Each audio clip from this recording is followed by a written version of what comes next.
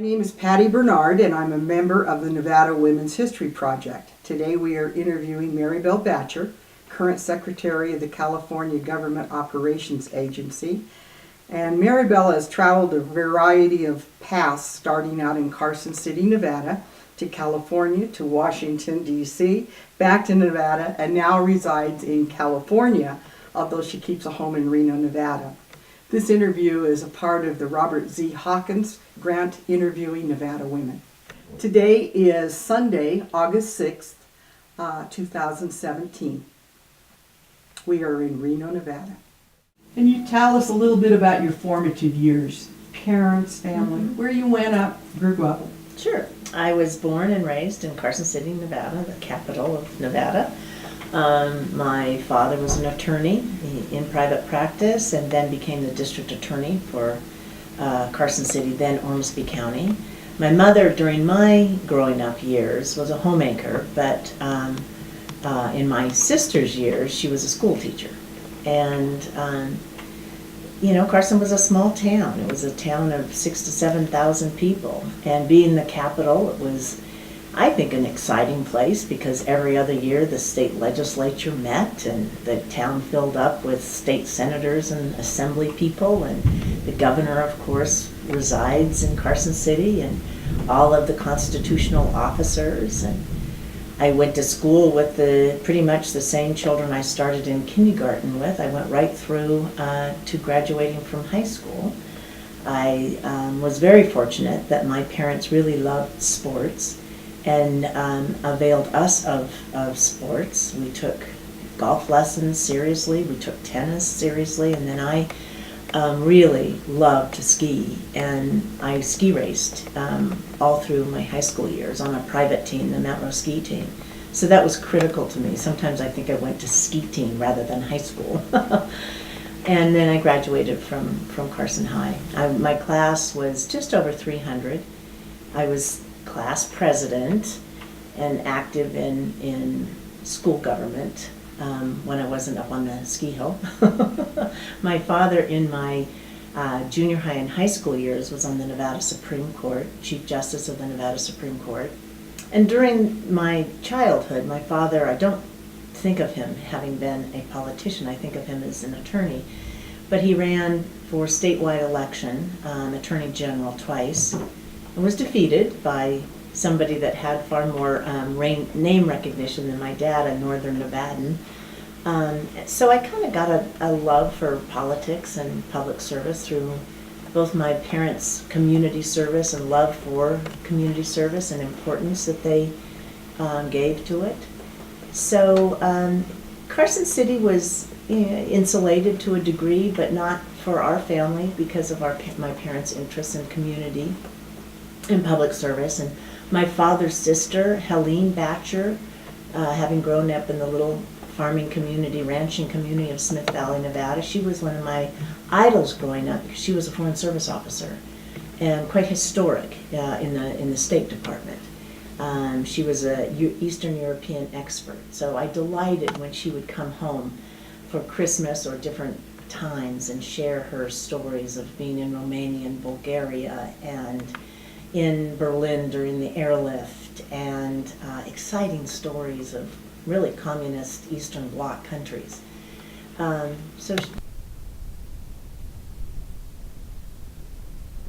So much present, but just she as a important person, along with my parents. And who were your parents? My mother, Laura Gamble Batjer, was born in Salt Lake City in 1915, but her parents moved to Hazen. Her father was an engineer. In fact, he was the chief engineer of the Rye Patch Dam and did other engineering projects around northern Nevada, and he was a rancher.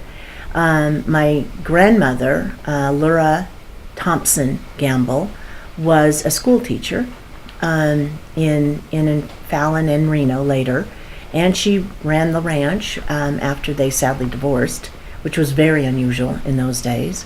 And my mother graduated early from high school, went to University of Nevada, was a botany major, really wanted to go to medical school, but the family couldn't afford it. And so she graduated with a teaching degree and taught in Dayton, Nevada, where my parents met. My father, Cameron McVicker Batjer, was born and raised in Smith Valley, Nevada, born in 1918 to a pioneering family, which I can discuss later. He was raised primarily in Smith Valley, but his mother, after his father died when he was only 12 years old in 1930, the depths of the Depression, she moved around and taught school in Idaho, Northern California, and in the little area of Churchill, where Fort Churchill is on the Carson River, and then back in Smith Valley. And he went to the University of Nevada, and then, of course, the war broke out, and he and my mother met when he graduated from University of Nevada and was teaching school in Dayton. So they were both young teachers. And then he enlisted first in the Navy and then went through naval officers training and became a naval officer. He was both a Marine and a naval officer during World War II. And then after the war, they came back here to Nevada. My mother stayed here in Nevada and did various war-type duties as well as teaching. And they moved back to Nevada to start a family. My sister Laura was born in 1946. And she was born when my dad was teaching school out in East Ely. And then my dad decided to go to law school. And he worked on our family ranches and went to law school and taught school. And he went to the University of Utah Law. It was a brand new law school at the time. And my sister Christina was born in 1950 while my father was in law school in Salt Lake City.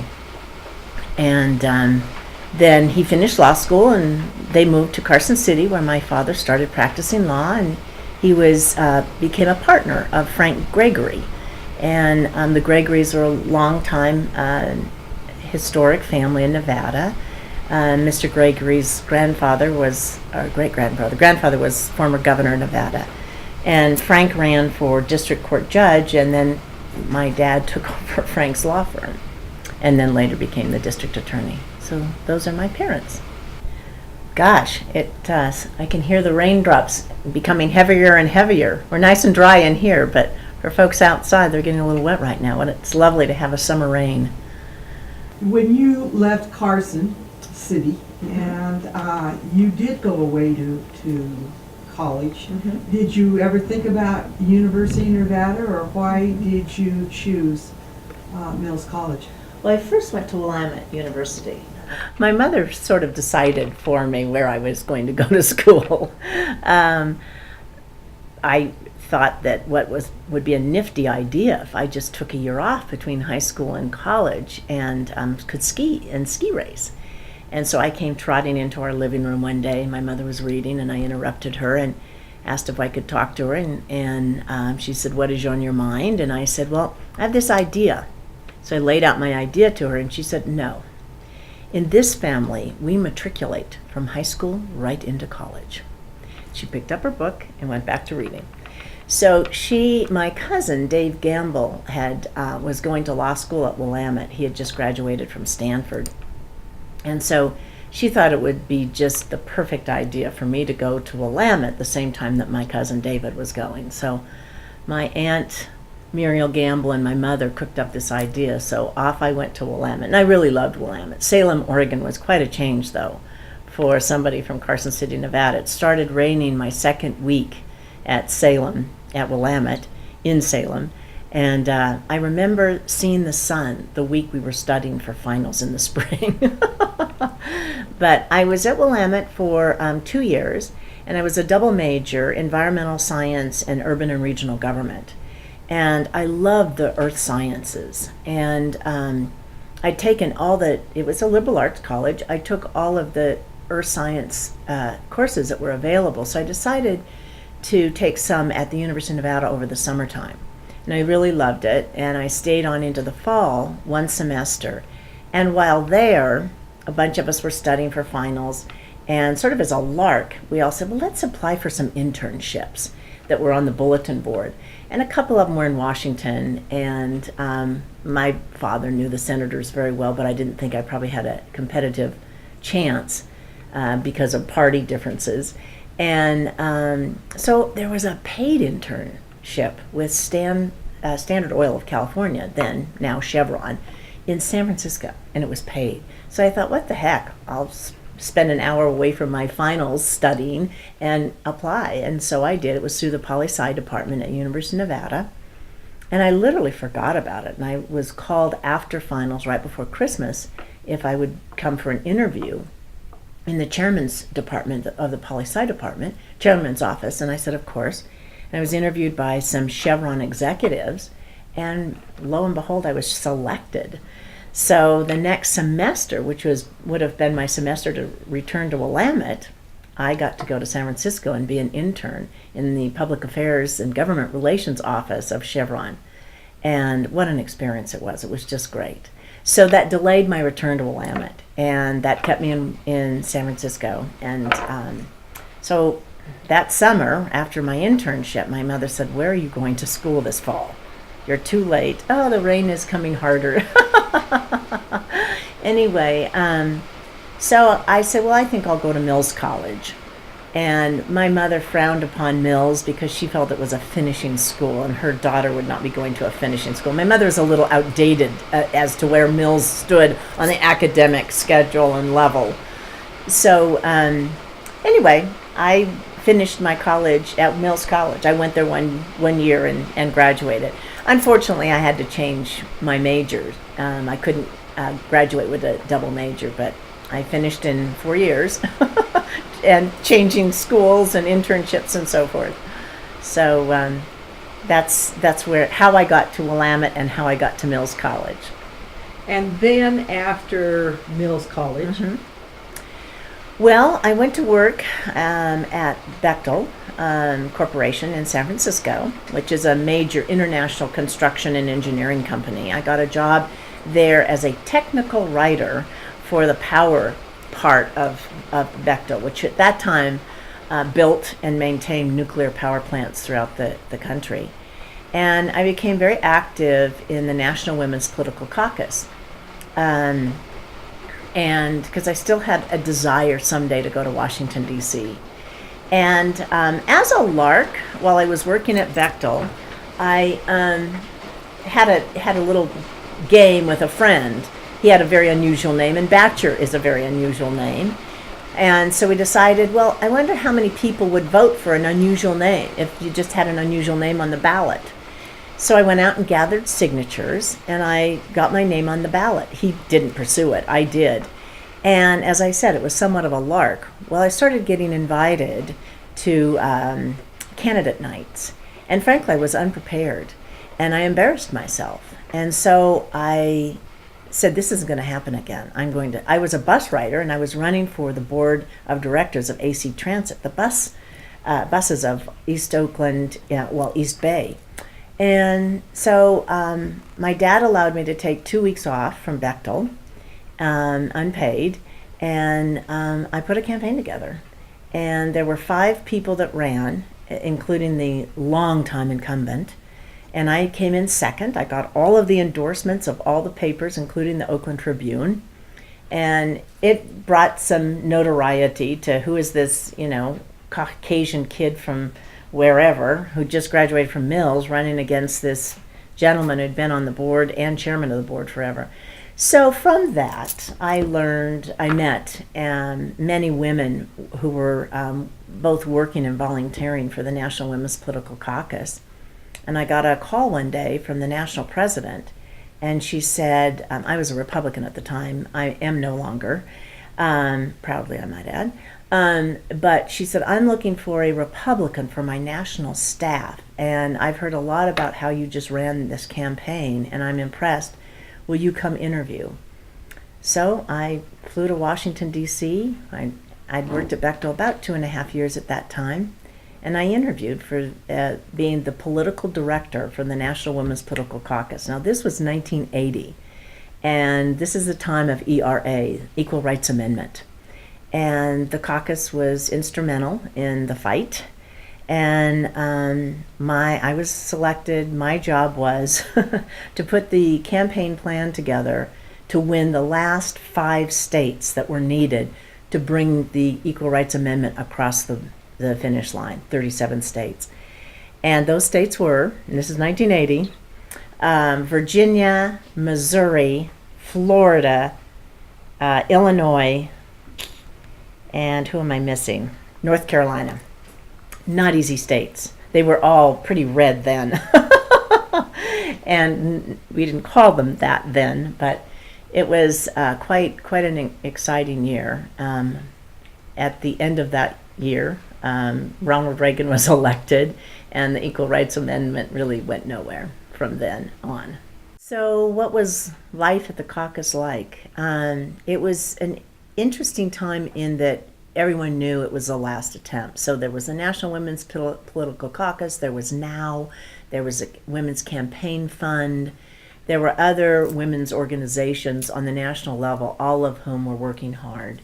And not all of them shared the same agenda, but they did share certain things. They shared a need to pass the Equal Rights Amendment, they shared choice for women, and they shared getting more women elected to public office of both parties for the caucus. So what was it like for me? Well, I literally had to go to the states I just mentioned and campaign. And I will never forget driving through rural parts of North Carolina, coming into little towns and some larger cities like Elizabeth City. I'll never forget this one town. And I was supposed to stop and visit with a woman who was helping with the campaign there.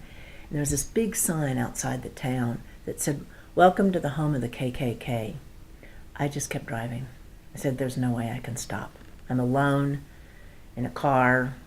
I'm campaigning for something that's seen as very liberal. So there were some interesting times. I met some fascinating people that were deep in their roots of each of their states. I didn't mention Oklahoma, but women that were working really hard for feminist causes in states where those were not necessarily embraced.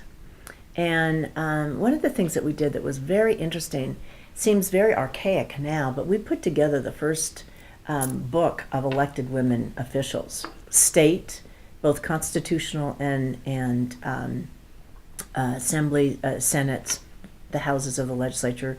I don't think there were any governors at that time, but the federal offices held by women. And actually, my old friends from Chevron paid for that book and contributed quite mightily to the caucus, and I was very pleased about that connection that I could provide for the caucus. Virginia Slims, believe it or not, was another big contributor. But we worked with the Rutgers Women's Center, and that was back in the day when you had to dial every state capital and get the data from each state capital on who were the women elected. But it was the first book that was compiled like that. So my little team of 2 people and myself, when I wasn't out traveling campaigning for ERA, we were compiling these statistics that were very helpful. And that book went on for quite some time. How did you feel when Nevada didn't pass ERA? Were you Well, I was disappointed in Nevada in many ways. Were you in contact with people when you were taking your area? No, because Nevada, I think, had already rejected ERA by the time, I don't remember, Patty, what year they rejected. I mean, they just now passed 77. Yeah, see, this was 80. This was 80. Right. So they had already rejected They had already rejected. Yeah. So you already had that history. Yes. And did that then propel you to your next? Not really. My next step in Washington was interesting because, as I mentioned, Governor Reagan had been elected president, and I'd been out campaigning for ERA, even though I was Republican. I was not campaigning for Ronald Reagan. I was working too hard for women's issues. And right after the election, one of my colleagues at the caucus said, you're from Nevada, Marybel. Senator Laxalt is best friends of Ronald Reagan. I mean, he's king of the Hill right now. He is the go-to guy on Capitol Hill. you should go up and talk to him. And I said, about what? She said, well, maybe you should go into the administration. She said, we're winding down. This is going to be tough now. You should use your relationships. And I would never have thought of using Paul Laxalt. I mean, he's one of my father's best friends. I grew up with the Laxalt family. It wouldn't have occurred to me to be so, presumptuous. And so anyway, I called the office, and Paul said, sure, come on up. We'll have lunch in the office, which was crazy given that everybody from Western civilization was making their way to Paul Laxalt's office. He was very generous with his time. And he said, well, where would you like to go to work? My sister Christina was a naval officer. She had just come to Washington, D.C. from West Point, where she was the first woman to teach at West Point, let alone being a naval officer. She'd gotten an assignment to the Pentagon. And so I just sort of spewed out of my mouth, well, maybe the Pentagon. And Paul turned around in his seat, and he said, get Cap Weinberger on the phone for me. And so the receptionist came back and said, Mr. Weinberger is not available, but Deputy Secretary Carlucci is. He said, I'll talk to Frank. So he says, hey, I've got this young lady here. She's good friends, Nevada family, good family. Can I send her over to talk to you guys at the Pentagon? Marybel, when can you go? Tomorrow. She can be there tomorrow. So, surreal. I went back to the caucus and I said, I've got an interview at the Pentagon tomorrow.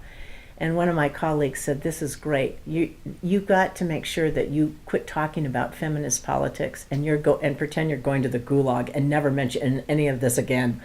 And so that day I went at noon, went from the caucus over to the Pentagon, and the first person I met was a guy by the name of Rich Armitage, who's very important in international affairs today. And Rich, the second person I met was Colin Powell. And Rich was on the transition team. He's an East Asian Pacific expert, national security expert, and was at the time. And then General Powell was a military aide to Mr. Carlucci, and I had an appointment to meet with Mr. Carlucci. It just so happens that Mr. Carlucci's wife, Marcia Carlucci, was on the board of the National Women's Political Caucus. So there's a lot of serendipity and a lot of luck in life. So I was interviewed, and in Mr. Carlucci's office walked Mr. Weinberger. So I was interviewed by both Mr. Weinberger and Frank Carlucci, and they asked if I would come to work the next day. So I started working at the Pentagon in February of 1981, and I essentially took Rich Armitage's place as running the transition team. I was literally 25 years old. And I was reporting to Secretary of Defense and the Deputy Secretary of Defense, and reporting through the Deputy Secretary through General Colin Powell, and he was a just newly minted one-star general. And I stayed at the Pentagon for the next 6 years. So it was quite an amazing time. I was surrounded by amazingly brilliant people, mostly men, and it started me on the next step of my career. I was one of the only women in senior leadership at the Pentagon. Mr. Weinberger and Mr. Carlucci were men of a mind that diversity was important. People forget, but Mr. Weinberger, as Secretary of Health and Education and Welfare, HEW, he was the author of Title IX. Patsy Mink, of course, authored it on the Hill, but the bill was introduced by the administration by Mr. Weinberger and Mr. Carlucci. Both men were very embracing of women, and were very progressive. The Women on Ships program was escalated by both of them. Secretary of Air Force Vern Orr was the first person to work to have women in silos, because they weren't supposed to be in silos because they're alone with men. Of course, the academies had been integrated by then, integrated in 1977. There were, in the Secretariat, as it's called, There were a couple military women, mostly enlisted people doing administrative work. We did have and recruited some assistant secretary level, that's a confirmed position, women in the Pentagon. There are a couple general counsels in the military departments that were women, but there weren't many. And I was the only woman in the secretariat. We did bring other women on the 6 years that I was there, but one or two is all. So, did you have women to confide in those areas, or did you seek out of the department mentors? You know, I have to admit, my girlfriends were Rich Armitage and Colin Powell. They were my mentors, and they were my buddies. And there were a couple others, another really fine military man by the name of Grant Green. Grant was part of our little circle of friendship. He was the number 2 military aide under Colin with Mr. Carlucci when I first entered the Pentagon. And they were the ones that sort of showed me the way. And I was also, I didn't know this at the time, but I was kind of untouchable.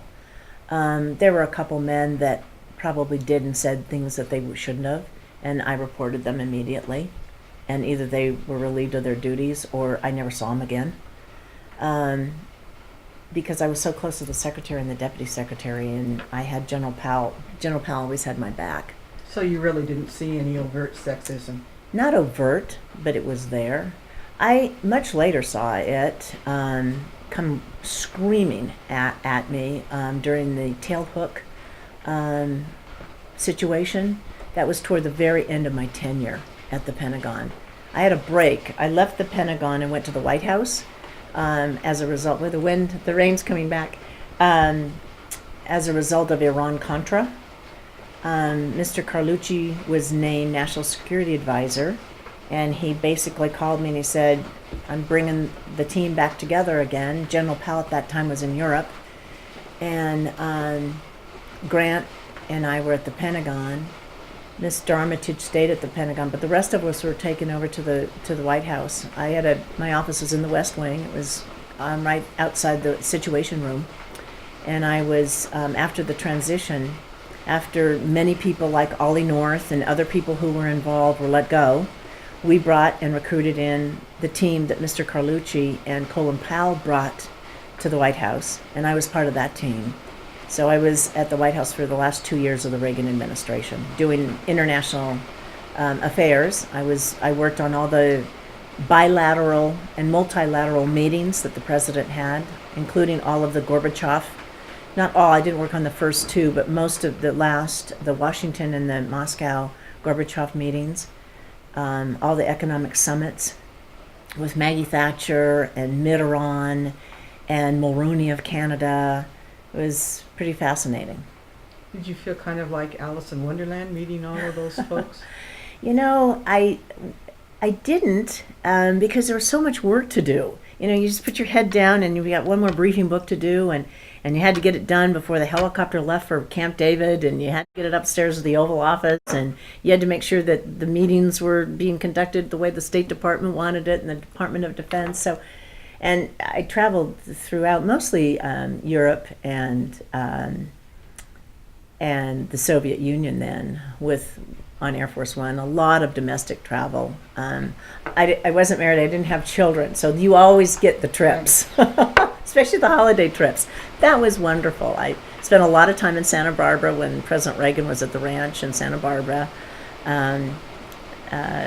New Year's was always spent in Palm Springs because he and Mrs. Reagan always spent New Year's in Palm Springs. So it was some interesting times for a kid from Carson City, Nevada. Now, is that the time then that you went to Harvard and Yes. and got your? Yes, I went to a national security course at Harvard. It was wonderful that I was allowed to do that when I was at the Pentagon. And when I returned to the Pentagon, after serving in the Reagan administration, I was asked to go back and do the transition for the Bush administration at the Pentagon. And I thought, boy, I'll do it, but I need a break. So I left public service briefly for less than a year, actually, And then I was asked to go back and assist the Secretary of the Navy on really political matters. And it was when the A-12 was canceled, huge issues, and then And the A-12 was? a fighter plane that was under procurement, and extended procurement, extended cost overruns, etc. And finally, it was canceled after a huge expenditure of money. And I took some courses at Johns Hopkins then to get my master's degree in international security affairs with a concentration on military affairs through the SICE, the International School at Johns Hopkins. That's when I went back to get a graduate degree. Then this horrible thing called tailhook happened, and I was assistant to the Secretary of Navy. There were 2 women that were assistant secretaries. Barbara Pope was a dear friend, remains a dear friend. She was Secretary of Manpower. But there weren't many other women, and it was a very difficult time. And that's when I had served with very honorable naval officers, most of whom were admirals, that when I was working for Mr. Weinberger would oftentimes call me up and say, "Can I send my daughter to talk to you? She wants to go to the Naval Academy, or she really wants to have a professional career in D.C. Could you talk to her?" I had several of those same men, after tailhook occurred, say to me, "You know what the problem is, Marybel? We let women into officers, to become officers in the Navy. We let them into the Flag Corps." It was shocking. And there were lines drawn, bad lines drawn, between men and women who were there. And that's a time that I really decided I was done. I'd been in Washington 12 years. I'd had an incredible time. I'd worked for presidents. I'd met wonderful people. I had a great time socially. I had a great time. I dated Charlie Rose for 10 years, and it was the run was over with, and I knew it. I was disgusted by it, and it was time to return to the West. And how did you then make the transition? Well, I was fortunate because Senator Pete Wilson of California had been on the Senate Armed Services Committee, and I became very good friends with his chief of staff and several of his policy people. And Senator Wilson left the Senate to run for governor and won in 1992. And I was called by his chief of staff, and he said, "Boy, Pete would love if you want to come back to join us." And it was time. My parents had been in Washington. They had decided to return to Nevada. As I said, I felt like the party was over, that I'd done about as much as I could do in D.C. for my age and so forth. And so I delighted at the offer, and I made my way to California for an interview. And I just really wanted to burrow down into a department. I'd been in the Oval Office, worked out of the Situation Room. I'd been in the Secretary's office at the Pentagon. I'd flown on Air Force One all over the world. I'd done it, and I just wanted to learn a state budget and burrow into learning a specific area. And so I said to Governor Wilson, I'd love to be chief. There was a vacancy, chief deputy number 2 in the Department of Fair Employment and Housing. I didn't know anything about civil rights law, but I certainly was supportive of it. And so I was able to be appointed to that position. Governor Wilson scratched his head. He could not understand why I didn't want to work in the governor's office. But so I made the transition to Sacramento, and my folks were back in Reno, and my sister Laura was in Reno, and I hadn't been around Laura for years, and her husband Charlie, and I could ski again in the winter. And a lot of my friends from Washington had made their way to Sacramento and were working in public affairs and working inside government. So I had 5 or 6 girlfriends that migrated about the same time I did. So it was a really easy move. It was a fun move too. And how did you find that position? I'm assuming that you worked fairly hard to bring yourself up to speed. I did. I did. And it was a hard time in California because as Governor Wilson took over from Governor Deukmejian, the budget was fairly balanced up until the last year of Governor Deukmejian's tenure. And something happened that I had worked on actually in Washington, ain't tiny work. And that's the end of the Cold War. Well, that essentially the aerospace industry in California collapsed. And Governor Wilson walked into a $14 billion deficit. So I walked into learning a new budget because the state budget very differently, run differently than the federal budget. And we were told you got to cut 25% of your budget. And the legislature that year had provided in statute many more civil rights protections for people in California. So the work almost doubled, and we needed to cut 25%. Now we have lightning. I won't hide under the table, I promise, Patty. So the Department of Fair Employment and Housing in California adheres to what's called the FEHA, the Fair Employment and Housing Act. And that's where most of the protections, the Title VII protections, are located in California law. There's some areas that have been added since the time I was, protection for LGBT people, and there have been some other protections added, both in the labor code as well as in the FEHA. It's the administrative process, so people who have, both in the housing and in employment, have been discriminated against, they need to get a approval to go into Superior Court. So that's called the administrative process, and they have to get a right to sue letter. And that has to be done within a year of them filing. And they can either take the route that they go to EEOC after a year, or there's a default to EEOC, or get a right to sue letter and enter into the Superior Court. And the EEOC is what? The Equal Opportunity Commission in the United States. After the Fair Employment and Housing, the governor's office asked me to take a much larger job in terms of topics and so forth, under Secretary of Business, Transportation, and Housing. It was a mega agency within California government. It's been dismantled, and I can talk about that in a minute because I'm part of it now again. But business, so it had the financial institutions, it had alcohol beverage control, it had real estate appraisers, etc. Transportation, highway patrol, DMV, highway safety, highway patrol, I mentioned highway patrol, Caltrans. And then housing, it had housing and community development. So it had 15, 16 different entities within it, and I was the number 2 running it.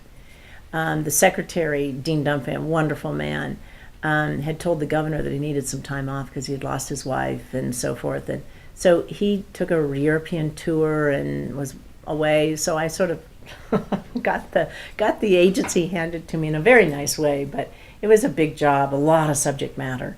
But I loved it. I did that for a couple years toward the end of the Wilson administration. And then I was called by another Nevadan to see if I was interested in going to work for him, and that was Steve Wynn. I didn't know him. I only knew him socially, being introduced a few times. And he said, I have this great executive program that I run. It's sort of like getting an MBA. And I said, well, Steve, I don't know anything about the gaming business, and I know nothing about the hotel business. He said, yeah, but you're a Nevadan, and I know a lot of people that recommend you highly. So I went to work for Steve Wynn, and in his executive program, I loved it. I learned a lot about the hotel gaming business from one of the pros. And I worked for him up until the time that there was a leverage buyout of Mirage. A gentleman by the name of Kurt Kokorian bought the company from Mr. Wynn.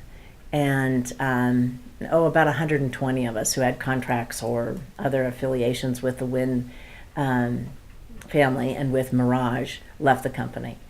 So that was the first time in my adult life I was unemployed. And I was sitting in my home in Las Vegas, writing resumes and sending out letters. And I got a call from a dear friend, Sig Rogich, and he said, Marybel, the governor's looking for a new chief of staff. and I think you should meet him. And that governor was Kenny Gwinn. And I didn't know Governor Gwinn. You know, I'd only been back in Nevada for about 15 months. And I said, well, Sig, I don't know him. And he said, you two will really like each other. Come to my office tomorrow, which happened to have been Election Day 2000. And so Governor Gwinn and I spent a couple hours talking with each other. And a couple weeks later, he offered me the job. And at the same time, I knew that my dear friend Colin Powell was going to be selected as Secretary of State. And so Colin said, you know, you're welcome to come back to D.C. if you want. And I thought, wow, you know, I'm home. And I really, really liked Governor Gwinn.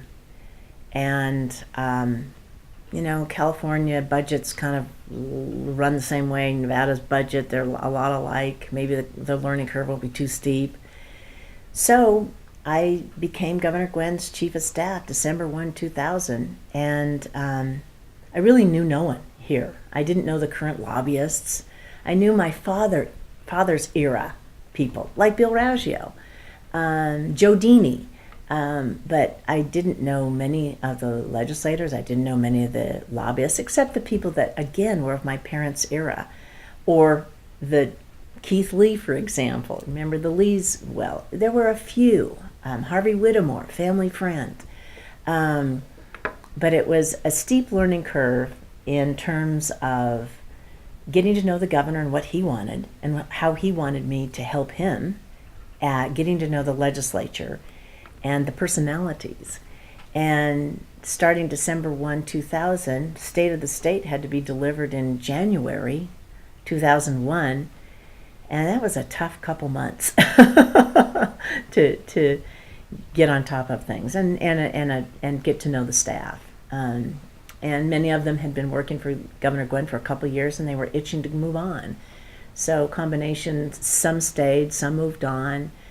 But I remained Governor Gwinn's Chief of Staff for 3 years, and I absolutely adored the man. He was one of the finest Nevadans we've ever had. I miss him to this day. He was like my second father. Tragedy that he left us too soon. That's true. I apologize. I always tear up. I can't mention it without tearing up. So what do you feel was probably the most important contribution you did for him? I think I was just a steady hand. I think I helped him run government. I think I was dependable, trustworthy. We thought a lot alike. I so respected him. When we raised taxes in 2003, that was a tough fight. And I so admired him through that fight. And we were successful. Probably the only disagreement I ever had with the governor was we were putting that budget to bed with the needed taxes. There were $830,000 of new taxes. Seems nothing today. More than Nevada had ever raised taxes before. And I went to the governor. I said, Governor, you're raising almost $1 billion of new taxes. And there's not one new program. There's not one new anything. So you're asking the people of Nevada to pay more in taxes to just keep the status quo going. And we had words about it because he didn't want to go over that number. That number took care of the base, but there was nothing new. We hadn't expanded kindergarten. And I said, Governor, you talk about all the time that your grandchildren who are affluent can go to preschool and kindergarten because they can pay for it. But that less fortunate child doesn't get to go to kindergarten or preschool. So they enter first grade with little knowledge of their ABCs, let alone being able to read. And so we added some programs. We added some money for Yucca Mountain Fight. We added some kindergarten full-time for certain schools. There were a couple of other programs that we added. And he basically said, don't come to work tomorrow, which was a Sunday. And he said, I'm going to work on this. And I walked in he was always very early. He was the first one to ever get to the office. So when I came into the office, he'd been there since, 6, 7, 7:30. Door was closed. His door was never closed. And he came out and he had a yellow legal pad and he goes, okay, this is as much more, that's the number we'll go to. you and name some other people, you go figure out how we're going to spend it. That's as far as I'm going. And those are the only words we ever had that were somewhat cross with each other, but it turned out beautifully. Were there factions in the legislature God, yes, there were factions. It was tough. The Republicans were not supportive. Senator Raggio was. It was quite the day when Senator Raggio and Kenny Gwynn stood out in front of a rally in front of the legislature, a rally put on by the Culinary Union, and there they were cheering on with the Culinary Union. Boy, what a picture in my brain that is. But yes, we had 2 special sessions of the legislature, could not get the votes to pass the budget.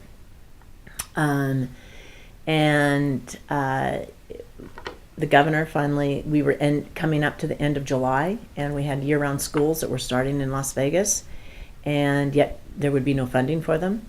So the governor took a historically bold step and decided that he was going to sue the legislature because they were not doing their work. Because in the Constitution, it directs that funding for public instruction takes precedent and priority over other funding. And he said you can't start the school system without a budget, and the Constitution directs us. So the Attorney General at the time, Brian Sandoval, on behalf of the governor, sued the Nevada State Legislature before the Nevada Supreme Court. It was somewhat of a split decision, but the 5 Republicans that we needed to vote for us in the Assembly, none of them were returned to office. Three decided not to run, and 2 were defeated. 3 or 4 of the Supreme Court justices that voted to force the legislature to act were defeated. One chose not to run. It was quite a fight. It was quite a fight. Let me take you to a personal perspective. I will assume that in school you took field trips to the legislature, Mm-hmm. where you sat in the gallery and watched the proceedings down below. How did it feel when you were actually part of that process? Oh, Pat, I'm glad you brought that up. I don't recall going on field trips, but I recall my father taking me to the legislature on numerous occasions and sitting with my dad either up in the gallery or more gallery, but more often one of the legislators would see him and say, "Hey, come back, Cam Batjer, come over here, sit with me," and we'd sit on the floor. It was stunning for me, and when I was governor of Girl State when I was a junior in high school, and I always, I used to joke and tell people I was going to be the first woman governor of Nevada, and it was quite moving for me to be at Kenny Gwynn's side during those 3 years. He was an incredible man, incredible governor. How did your parents feel when you came back? So proud. My dad was so proud. And what was so wonderful is my father was aging then, but still sharp as a tack. And I could come home every day and tell him stories. Every day I saw somebody that said, "Your dad signed my bar certificate. Your dad, I clerked for your dad. Your dad helped me when I was a baby attorney." And every day press people would come up and say, "Your dad would explain these complicated Supreme Court decisions to us. He'd take the time." And I could go home and tell him. Of course, he said, "Oh, now, Marybel, they're just," because he was so humble. But it was wonderful that I could share those stories with my dad. It was really something. That was being able to be chief of staff to the governor with Governor Gwynn. All the things I did in Washington, frankly, pale in my heart. So then you left and went back to California. Here we go. And that was a tough transition. And another one of my more difficult conversations with Governor Gwynn. I had been called all that fall, the fall of '03, by many of my friends with whom I had served in the Wilson administration. And many of them were running the recall election, and they were working for Arnold Schwarzenegger. And they'd call me on different advice, some of the bi-state issues and policies and things. So I was remotely paying attention, but remotely. Well, Arnold Schwarzenegger was elected. Several of my girlfriends would call and say, "Oh, there are rumors about you coming back." And I said, no way. I am so thrilled to be here in Nevada with Governor Gwen. I love my job. Well, sure enough, one day I got a call from one of Arnold's right-hand people, and she hadn't been talking to Wilson people, but she'd been talking to Elaine Wynn, Mrs. Wynn. And Mrs. Wynn encouraged her to call me. And so there was a women's conference held every year in California that I always went to. And I said, well, I'm coming to the women's conference. I'll come talk to you, but only about policy issues. So she said, well, meet me at Arnold's and Maria's house. So anyway, I did. And 5 hours later, after talking to Maria and Arnold and several of his folks, I left. And he called me on the phone when I was in the car driving to Long Beach, and he said, I need you to be my cabinet secretary. I said, nope, Arnold, I'm really happy where I am. And he goes, no, don't say no yet. Maria's calling you in the morning. So a long conversation ensued with Arnold and Maria, and about a week later, I decided, there are a lot of opportunities. I love public policy. I love getting deep into it and working hard. And Arnold didn't know really how to form a government and how to get going and get started. And I thought, it's another challenge. Maybe it'll be worth making the step. And so I called the governor. It was a Sunday. And I said, can I come see you and Dima at the mansion?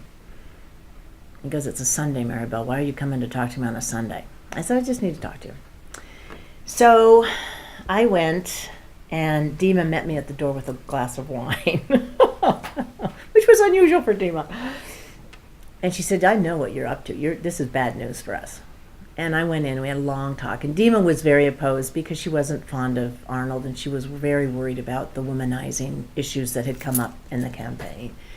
And the governor just became very frustrated, and at the time it was around Halloween. I think it was Halloween time. He was handing out his governor coins. So he went out to the front of the mansion and started handing out coins while Dima and I continued to talk. But it was a hard transition. It was hard for me to leave. And I went over and started with Governor Schwarzenegger, his transition before he was even sworn in. And then I was, in California, there's the chief of staff and the cabinet secretary. The cabinet secretary is in charge of running the cabinet and all of the policy issues for the governor. It was a big job. It was probably one of the more difficult jobs I've ever had, in terms of the fact that it was a lot of issues that I was fairly well versed on.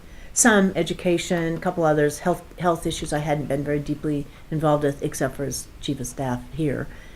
But it was Arnold thought big and big action all the time, but didn't really know the makings and workings of government. So it was up to about 3 or 4 or 5 of us inside the governor's office to make it work. And his first year was successful. It was a very successful first year, and that's when I was his cabinet secretary. What did you find, again, probably your greatest achievement? Gosh, Patty, I don't know. I never think in those terms. I just never have. When you leave and somebody says, Marybel, finish the. I hope they say, Marybel, you did a good job. You worked hard and you did a good job. Thank you. That's all I ever hope for. And if I don't get the thank you, I'm okay too. No, I don't think in terms of achievement. I just never have. I think the way I was brought up, we were supposed to. And any achievement is not the word that I'm looking for. What you felt best about in that job, besides helping Arnold. Mm-hmm. When you left, you thought. We got a lot of things done that he'd made promises to do when he ran and won the recall. Things that maybe I didn't even embrace. For example, the personal property tax on cars, the registration. I've always thought that was a good tax. It's if you drive a fancy Bentley, you're going to pay a major registration fee. It's not and if you drive a little Civic, you're going to pay a little Civic registration. It's a good tax, and he promised to turn it back, and by so doing, turn back $4 billion to the taxpayers. Well, guess how big the deficit was? It was $24 billion. And DMV had a computer system that wasn't even working. And I appointed a guy over to the DMV who I'd worked with when I was Undersecretary of BT&H, wonderful guy, smart. I said, Sean, go over to DMV, get this done by February. And it was in November. End of February, those checks went out to the people of California.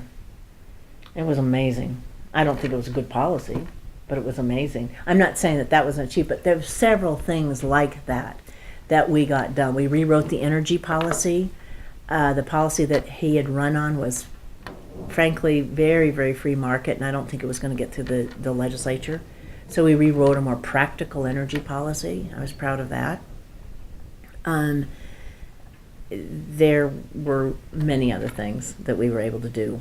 After a little over a year, frankly, I was really tired, and I got a call from a dear Nevadan, Jan Jones, former mayor of Las Vegas, and she said, Marybel, why don't you come back? You've worked hard for 4 years now, first for Governor Gwynn, now Governor Schwarzenegger. Why don't you come join me at Harrah's at the time, it's now Caesars. And she said, I'll never forget, she says, come work for me, we'll have fun together. I said, that's great. So it was I was looking 50 in the face, had been in public service a long time, thought I really needed to try the corporate world, and Jan said it'd be fun. And I knew a little bit about the hotel casino business from my time with Steve Wynn. So I went to work for Jan as Vice President of Communications and Government, I think it was Public Affairs was my title. And it was fun. I was at Caesars for 8 years. Jan is a dynamic, unbelievable, strategic thinker.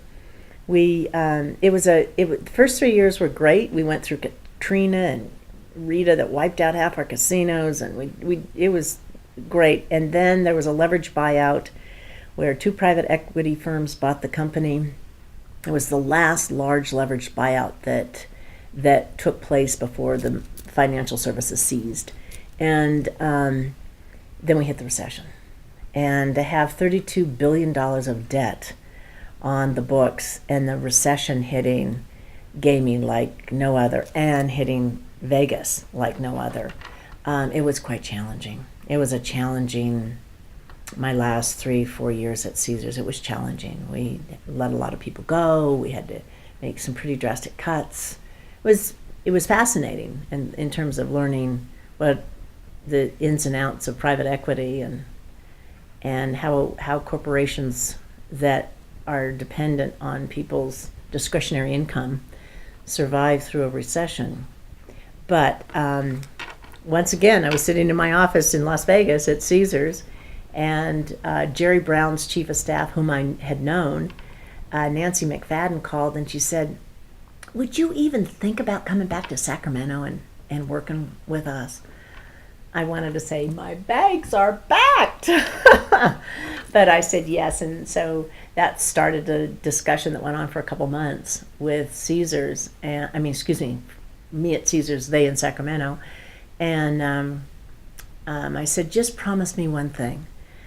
Please don't give me just 24 hours warning before I'm interviewed by Jerry Brown, okay?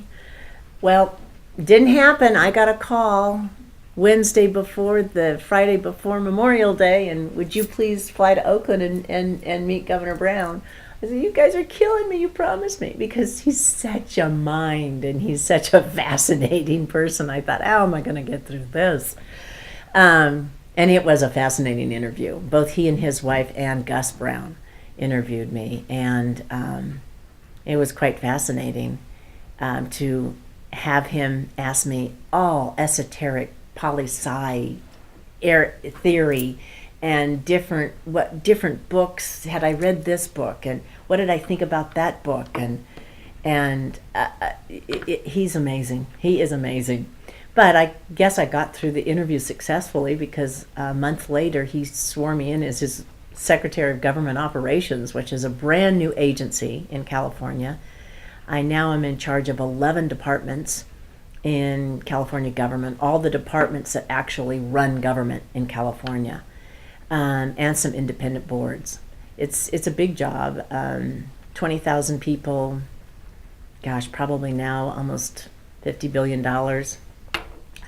Lots of regulations, lots of activity, big budgets, but it's stuff I love, and I've been charged with bringing innovation and effectiveness to government, and I'm really proud of 3 or 4 of the major things I've done in state government since I've been back with my team of 16 people. I've been able to hire them all. I stood up the agency because it didn't exist, so it was great to be the inaugural secretary. I'm curious between Governor Brown and Governor Schwarzenegger. Mm-hmm. Can you talk a little bit about the differences in approach? Oh, huge, night and day. As I mentioned earlier, Arnold is all about big and action, get it done now, with not the depth of knowledge of what it takes to get it done now. Impatient for finalization.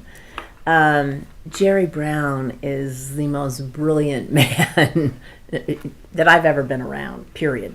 And his knowledge about California government and how it works. I mean, half of government he set up in his first 8 years as governor, and that which he didn't set up, his father Pat Brown had set up. And his wealth of knowledge of how things have worked or haven't worked and why they should or why they didn't and should now. And his deep belief in the need to act now on climate change is so passionate. And his concern for nuclear weapons and the dangers that they pose is huge too. And at the same time, I mean, this is a man that is reading 5 or 6 books at once. And not just fun little storybooks, as he says. But for example, he said the other day on National Public Radio that he's reading about the genesis of the Social Democratic Party at the beginning of World War I in Germany. And that's light reading for Jerry Brown. But just the depth of knowledge, the difference of the depth of knowledge and how government should run and his instincts about it and his practical knowledge. The other thing that's just wonderful about Jerry Brown now is he's not looking in the rearview mirror of who's behind him politically to come after and run with or run against. He's also not looking for that next presidential bid. So he has this freedom of wisdom, and he has this freedom of getting things done for all the right reasons. And that's what a 78, 79-year-old person that has spent most of their adult life in public service, I think of the freedom that gives you. And when you have that depth of knowledge and wisdom, it's extraordinary. It's quite extraordinary to work for him. In contrast to a woman. Well, I worked for, we discussed, Jan Jones for 8 years. And Jan is so unique in and of herself. I don't even know how to describe it because she is such a strategic thinker. I can't think, and a feminist would never say she has a female brain or a male brain. She just has a big brain.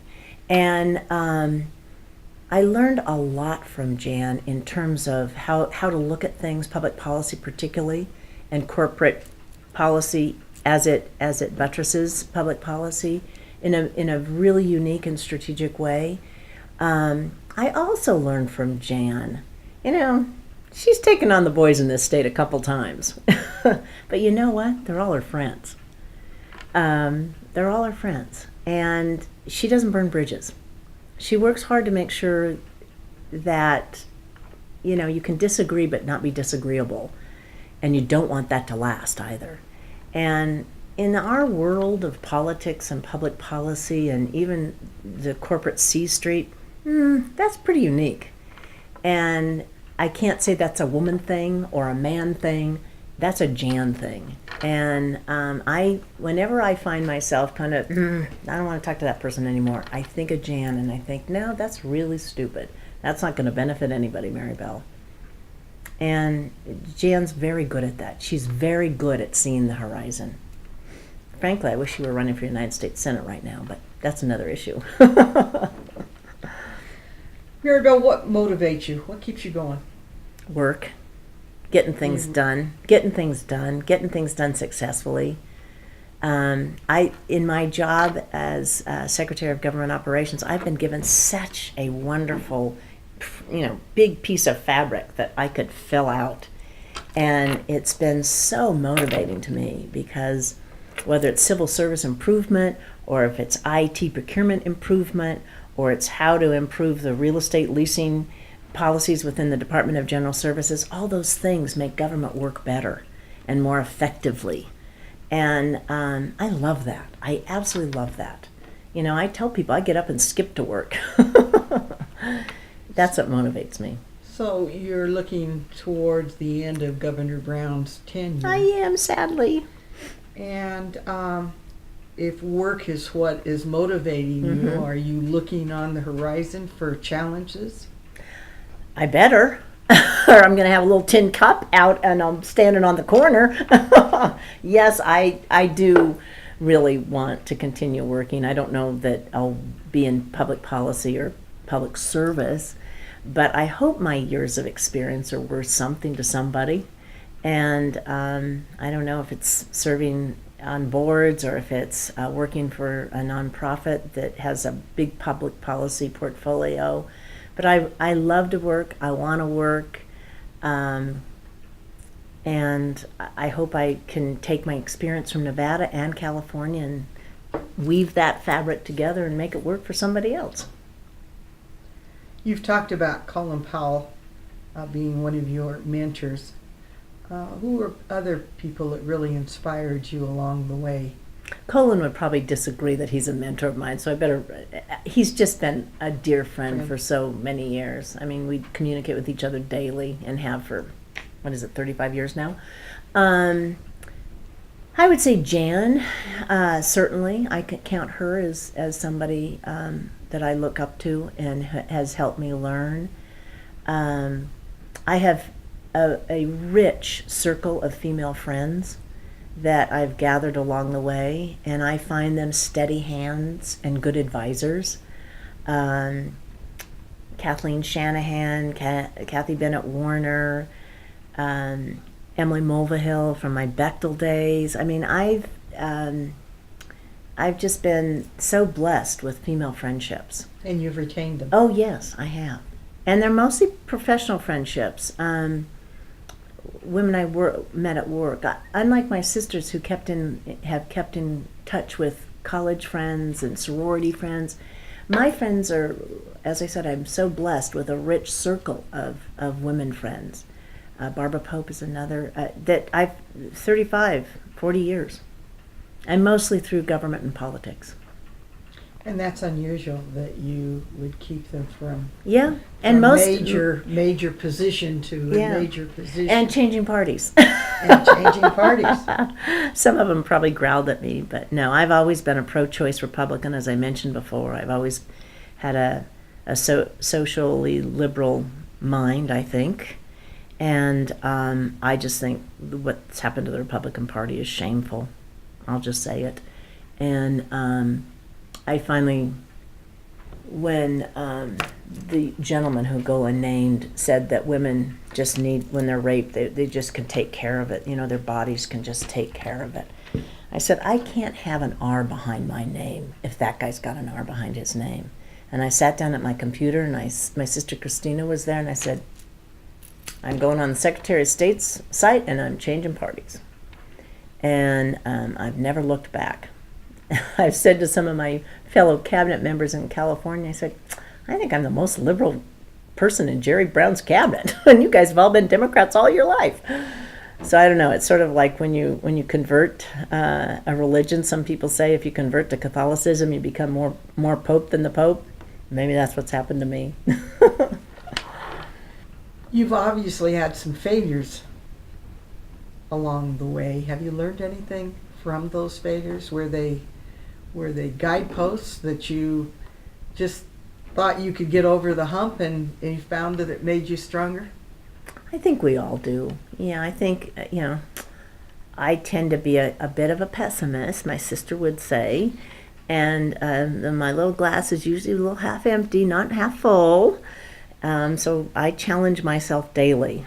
Trust me, we have these voices in our heads that say, not good, not good. I have legions of them. So I tend to take things that haven't worked out so well pretty hard. And I do think I learn from them. Maybe I shy away from them too, but yeah, I think sometimes I've hired the wrong people sometimes. I've learned from that.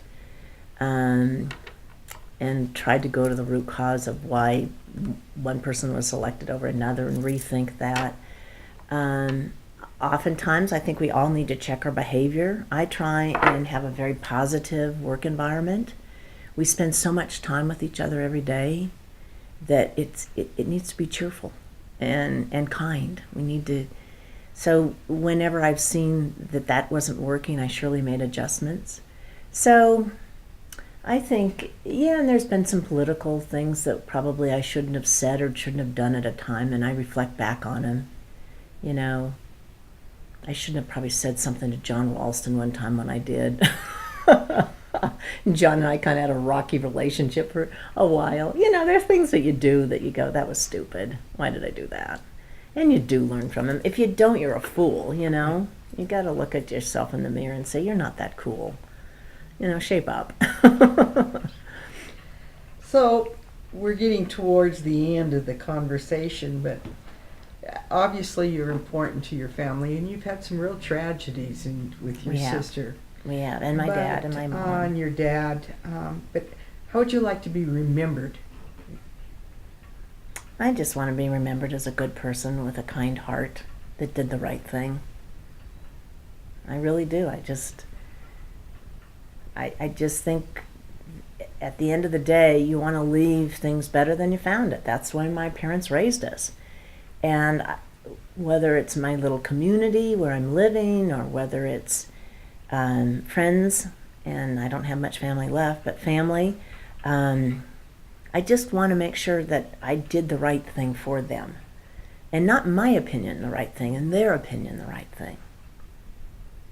Young women are coming along the way.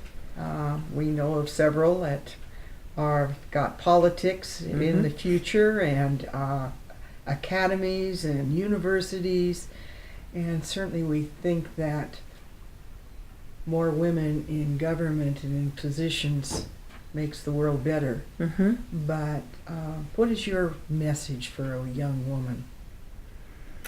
The fight is not over. We are not equal.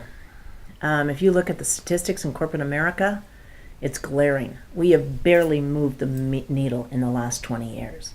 Jan Jones and I say all the time, we're sick of giving the same damn speech for the last 20 years. The C-suites in corporate America, boards of directors, the numbers have changed only slightly, even though more women for quite some time now have graduated with MBA degrees. More women than men have graduated with law degrees. There are ways to have children and still keep working. There's different methods of work. But yet, boards of directors still look like me, sound like me, graduated from the same Ivy League school as me, just like me. So, they used to say it was education. It's not education. We're better educated than men today, the percentages. It's not do we work harder? Of course we work harder. It's proved. It's been proven that corporate profits are greater when there are more women on a corporate board and more women in the C-suites than men. Profitability is up. And still, we went backwards this last election of number of women in the state legislature in California. The fight's not over. We need, what I say to young women is don't take your equal rights for granted. Don't take your education, don't take your ability to be in the marketplace, don't take your ability to be competitive in business as something that is given. We still have to fight for it. Don't take equality as a given. Don't take choice as a given. I think the last election shows that. There are surprises everywhere right now. I never thought that women would have to fight to have contraceptive, excuse me. I never thought we'd have to fight for certain things in our insurance policies. How fair is it when Viagra's an insurance policy but contraceptives aren't? What's wrong with that picture? So my word to young women, you stay vigilant and know that you have to keep the good fight. And you don't need to fight men. You don't need to fight against men. But there's a system that we have to still believe in, and making that system equal for majority and minority people. So that's my message. Thank you so much, Marybel. Patty, Really thank appreciate you. it. And thank you and the other people that are working so hard on this very important project. I'm thrilled with it. It's wonderful. It's historic. So Well, we're- thank you for your time and what you're giving. We are appreciative that you are helping Nevada women. Thank you.